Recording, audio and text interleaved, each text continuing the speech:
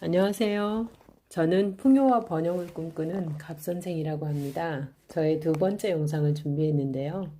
갑선생의 성장 일기 정도로 생각해 주시면 좋겠습니다. 올해 2월에 책추남 TV를 통해서 함께 공부한 사람들이 마마인이라는 실천 그룹을 만들었습니다. 저희 마마인들은 지난달 4월 세 번째 모임에서 운영 방법과 목표를 의논했습니다. 5월에는 공동 목표와 개인 목표 정리를 마칠 수 있을 것 같습니다. 마마인의 실천 과제 중 유튜브에 영상 올리기가 있었는데 생각보다 쉽지 않습니다. 저희 멤버 중에 한 수정님을 비롯해서 한 5분 정도는 열심히 하고 있습니다. 오늘은 제가 필 받아서 사이토 히토리의 1% 부자의 법칙을 올려보려고 합니다. 왜냐하면 제 안의 질문에 답을 해주었기 때문입니다. 제 질문은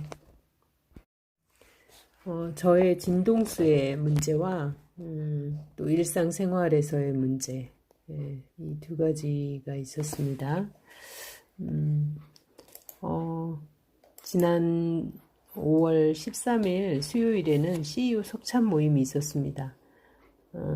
그때 이제 치타야 그 수수께끼라는 책을 가지고 얘기를 나눴는데 두 분이 이끌어주시고 친구들 얘기를 듣고 제 얘기도 나누면서 기분이 금세 좋아졌습니다.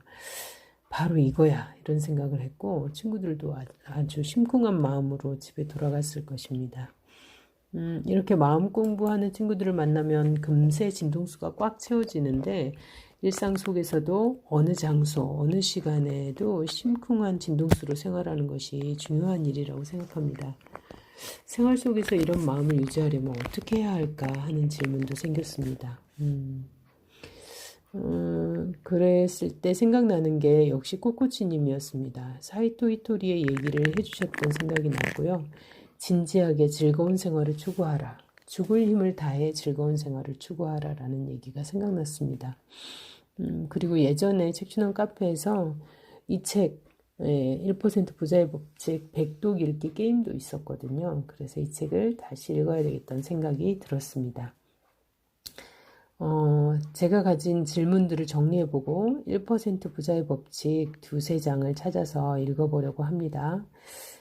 저의 질문을 정리해보면 첫 번째, 기분이 다운될 때 어떻게 탈출할 수 있는가, 어떻게 진동수를 유지할 수 있는가 하는 것이었고, 두 번째는 돈에 대한 생각을 했을 때 내 안에 무거운 돌덩이 같은 그 무엇이 있다. 그것은 무엇일까? 그것을 풍요의 감정과 느낌으로 바꾸려면 어떻게 해야 될까? 이게 두 번째 질문이었고, 세 번째 질문은 마마인 친구들과 만날 때는 뭐 금세 진동수가 쏙 올라가는데 생활 속에서 가족이나 주변 사람들과도 그 진동수를 유지하려면 어떻게 해야 할까라는 게 제 질문입니다. 저는 이 사이토 히토리의 1% 부자의 법칙 속에서 1장 즐거운 마음으로 살아라 라는 것과 2장 나는 행복해 라고 입버릇처럼 말하라 요 내용 중에 일부를 읽어보는 것으로 하겠습니다. 자, 그럼 책 속으로 들어가 보겠습니다. 제1장 즐거운 마음으로 살아라. 웃음은 삶의 가치를 바꾼다. 행복을 향한 첫걸음은 웃음. 나는 부자니까 마음에 들지 않는 손님의 비위를 맞추지 않아도 된다고 치자. 그렇지 않은 사람은 어떻게 해야 할까? 그 해답은 바로 웃음이다.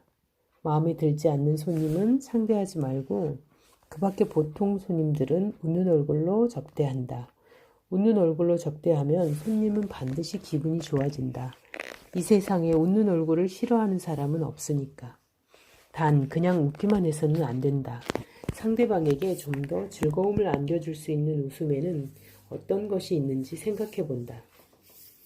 그렇게 하면 그 생각 자체가 즐거움을 안겨줄 뿐만 아니라 그와 동시에 매상도 껑충 뜰 것이다. 자기 자신도 즐겁고 매상도 올라간다면 이야말로 행복을 향해 나아가는 첫걸음이 아닐 수 없다. 사업의 기본은 사람들에게 호감을 얻는 데 있다. 그리고 사람들에게 호감을 얻는 방법 중에는 웃는 얼굴이 있다. 음식점이든 야채가게든 손님들이 한 끼 식사를 해결하거나 물건을 사기 위해서만 가게 문을 열고 들어서는 것이 아니다. 뭔가 즐거운 일이 있을 것 같은 기대를 안고 찾아온다. 그런데 가게 점원이 퉁명스러운 표정을 짓고 있다면 당연히 기분이 좋을 리 없다. 그렇다고 손님이 가게로 들어오는 순간 갑자기 얼굴 가득 미소를 띠는 것도 바람직하지 않다. 손님은 당신이 생각하는 것처럼 바보가 아니기 때문에 그런 식으로 속이려 해도 즉시 들통나기 때문이다. 내 얼굴이 코미디언으로 보입니까? 이처럼 손님을 불쾌하게 만들면 장사꾼으로는 실격이다. 진심으로 자신이 하는 일을 즐기면서 그 즐거움을 손님에게도 나눠주겠다는 마음을 가져보자. 그 순간 매상이 껑충 뛰는 소리를 들을 수 있을 것이다. 자, 다음 소단어는 어떤 일이든 즐겁게 하라. 일을 놀이라고 생각하라. 이 세상에는 이 세상과 저 세상이 있다. 저 세상에는 천국과 지옥이 있다. 사람은 천국으로 가기 위해 이 세상에서 수행을 한다. 수행이란 말을 들으면 왠지 고통스러운 체험처럼 느껴질 것이다. 하지만 사실은 고통스럽게 수행한다고 해서 천국에 가는 것이 아니다. 즐거운 마음으로 수행해야 한다. 나 또한 사람들 눈에는 놀고 있는 것처럼 비칠지 모르지만 동시에 수행을 쌓고 있다. 이런 방식을 유행이라고 부른다. 모든 수행이 놀이라는 의미다. 이 세상 모든 만물의 현상은 수행이고 놀이다. 노는 것을 주체로 삼는 수행이라고 또 말할 수 있다. 하지만 사람들은 대부분 회사나 가정에서 지나칠 정도로 진지하게 행동한다. 지나치게 진지하기 때문에 사소한 문제에도 눈꼬리를 치켜뜨며 화를 낸다. 이 일을 놀이라고 생각하면 어떤 문제가 발생한다고 해도 화를 낼 필요가 없다. 화를 내면 인상이 바뀐다. 화를 내는데도 인상이 바뀌지 않는 사람은 없다. 화를 잘 내는 사람의 얼굴을 살펴보면 미간에 주름이 많고 눈과 눈 사이가 좁다. 또한 입끝이 팔자로 쳐져 있다. 이는 인생을 최악으로 만드는 인상, 즉 불행으로 이끄는 인상이다. 눈과 눈 사이, 즉 미간 한가운데에는 제3의 눈이라는 마음의 눈이 존재한다. 사물의 본질을 간파할 수 있는 이 제3의 눈은 이 세상의 중요한 존재를 볼 수 있기 때문에 사람을 행복하게 만든다. 하지만 미간을 자주 찌푸리면 얼굴 주름이 좌우에서 몰려와 제3의 눈이 닫혀버린다. 그 결과 행복해지기 위해 필요한 것을 전혀 볼 수 없다. 따라서 좋은 아이디어가 결코 샘솟지 않는다. 나는 항상 싱글벙글 웃고 있다. 이 같은 인상을 유지하면 제3의 눈이 활짝 열린다. 따라서 끊임없이 아이디어가 떠오른다. 제3의 눈에 더해 입술 끝이 약간 올라간 듯한 인상은 운세를 좋게 만드는 작용을 한다.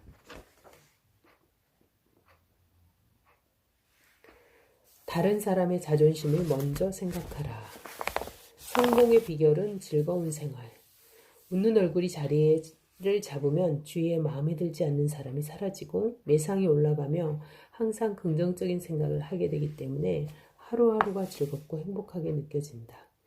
사람은 즐거운 생활을 하기 위해 일을 하고 사랑을 한다. 즐거운 생활을 목표로 살아가는 것이 인생의 가장 큰 행복이다. 즐거운 생활을 목표로 살면 세상이 사뭇 다르게 보인다. 예를 들어 즐겁게 일을 할 수 있는 방법에 대해 진지하게 생각한다. 여러분이 사장이라면 사원 전체가 즐거운 마음으로 일할 수 있는 방법을 모색한다. 실제로 그렇게 해보면 알 수 있지만 사원들은 정말 행복해진다. 내게는 10명의 제자가 있다고 앞에서 소개했다. 그들에게 내가 가르친 내용은 경영의 노하우가 아니라 어떻게 해야 즐거운 생활을 할 수 있는지의 문제였다. 그들도 내 말을 즉시 이해한 것은 아니지만 나름대로 즐거운 생활을 실천한 결과 회사의 매출이 급속도로 신장되었다. 성공을 위한 비결이 있다면 그것은 즐거운 생활을 하려면 어떻게 해야 하는지 진지하게 생각하는 태도이다.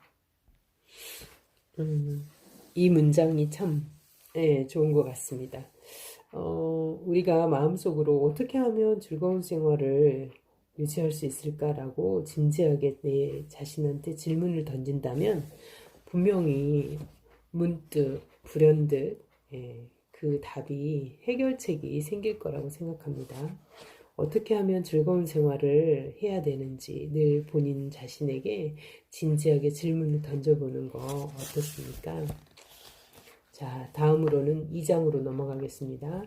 나는 행복해 라고 입버릇처럼 말해라. 말은 큰 힘을 가지고 있다. 마음의 크기는 컵 한 개. 이 표현 참 신선하고 재미있는 표현인 것 같습니다. 인간과 동물의 가장 큰 차이는 마음을 가지고 있는지의 여부에 있다. 인간만이 마음이라는 불가사의한 존재를 갖고 있다. 따라서 마음에 대해 생각하는 것은 인간에 있어서 매우 중요한 태도이다. 그렇다면 인간의 마음이란 대체 얼마나 거대한 것일까? 인간의 마음으로서의 증거라고도 말할 수 있는 마음은 인간으로서의 증거라고도 말할 수 있는 존재이기 때문에 끝없는 거대한 형태를 가지고 있다고 생각할 수도 있다.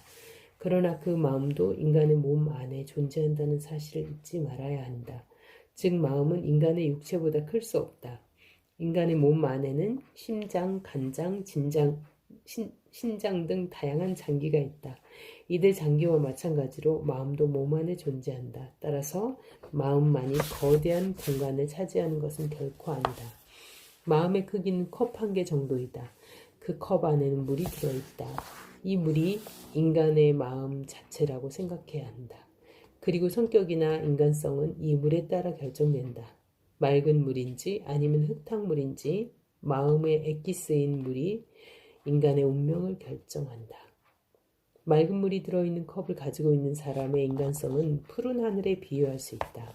하지만 흐린 물이 들어있는 컵을 가지고 있는 사람의 마음은 그물과 같이 어둡고 혼탁하다. 마음속에 깨끗한 물을 담자. 사실 대부분의 사람들이 가지고 있는 물은 혼탁하다. 부지불식간에 자신을 비롯한 주변 사람들이 혼탁한 물을 컵에 떨어뜨리고 있기 때문이다. 혼탁한 물은 지금껏 자신이 한 말 또는 자기 자신에 대한 절망이나 포기나 질투 같은 말이다. 나는 정말 쓸모없는 인간이야. 무슨 일을 해도 되는 게 없어. 아, 정말 돈을 벌고 싶어. 이처럼 아무렇지 않게 함부로 말을 하는 사람들이 많다. 그리고 선생님이나 부모님께 다음과 같은 핀잔을 듣는 경우도 많다. 너는 왜 그렇게 공부를 안 하니? 이번에도 중간에 포기하는 거야? 그러니까 너는 안 된다는 거야. 다른 사람들로부터 핀잔을 듣거나 바보 취급을 당하면 마음의 물은 점차 흐려진다. 우리 마음의 컵에는 맑은 물이 가득 들어있다. 자기 자신에게 향한 말, 주변 사람들의 평가는 바로 이 컵에 떨어지는 또 다른 물이다. 이 같은 물이 유입되면 컵 안의 물은 당연히 넘치게 된다. 이렇게 넘쳐 흐르는 물이 그 사람의 인간 자체를 표현한다. 넘쳐 흐르는 물은 그 사람의 표정이나 태도 또는 행동으로 나타난다. 한편으로는 언어로도 나타난다. 그렇다면 컵 안의 물이 더러워져 있을 경우 어떻게 될까? 넘쳐 흐르는 물도 당연히 더러울 수밖에 없다. 만일 불쾌라는 더러운 물로 가득 차 있는 컵을 가지고 있다면 넘쳐 흐르는 물 또한 불쾌한 것이 된다. 그런 컵을 가지고 있는 사람은 세상을 부정적으로 보고 부정적인 말만 한다. 따라서 사업을 통해 성공과 행복을 이룰 수 없다. 마음의 컵이 더러운 물로 가득 채워져 있는 동안에는 결코 행복해질 수 없다. 행복해지려면 먼저 그 더러운 물을 맑은 물로 바꿔야 한다. 더러운 물을 맑은 물로 바꿀 수 있는 방법은 무엇일까? 그 해답은 깨끗한 물의 유입이다. 수도꼭지에서 한 방울씩 떨어지는 맑은 물을 받아들이면 처음엔 더러운 물이 넘친다. 이는 컵 안에 이미 존재하던 물이 넘치는 것이기 때문에 어쩔 수 없는 현상이다. 그러나 맑은 물을 계속 유입하다 보면 어느 순간 컵 안은 맑은 물로 바뀐다. 그런데 맑은 물이란 대체 어떤 물을 가리키는 것일까? 말이 가장 중요하다. 컵 안에 더러운 물이 들어있어도 맑은 물을 계속 유입하면 컵 안은 마침내 깨끗해진다. 중요한 것은 컵에 유입하는 맑은 물이 대체 어떤 것인가 하는 점이다. 알기 쉽게 설명하면 물은 말이다. 맑은 말을 한 방울씩 참을성 있게 유입하는 것, 즉 아름다운 말을 사용해야 한다.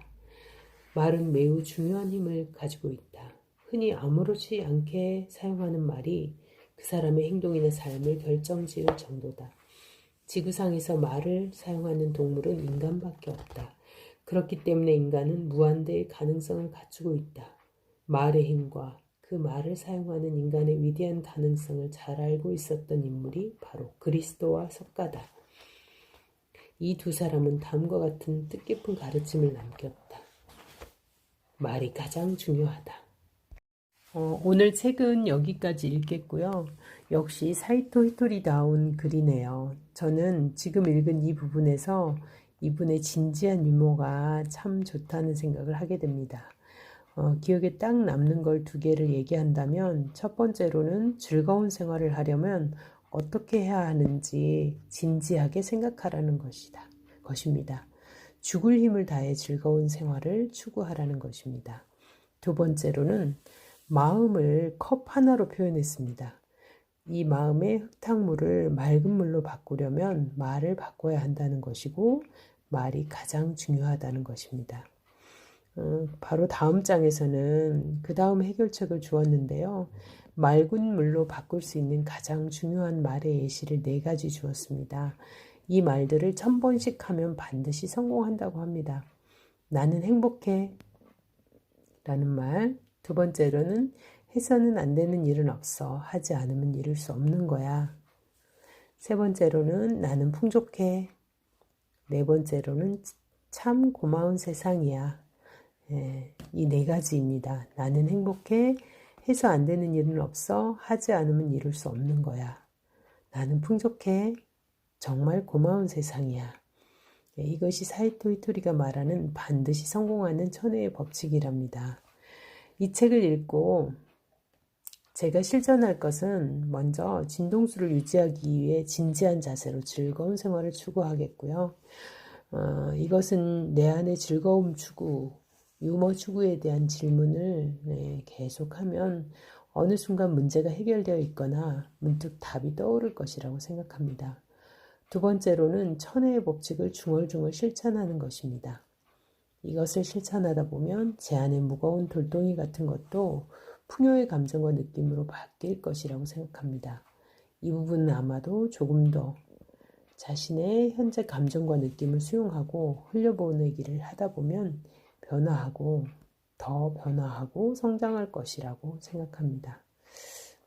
오늘도 아주 유익한 책 읽기가 되었습니다. 감사합니다.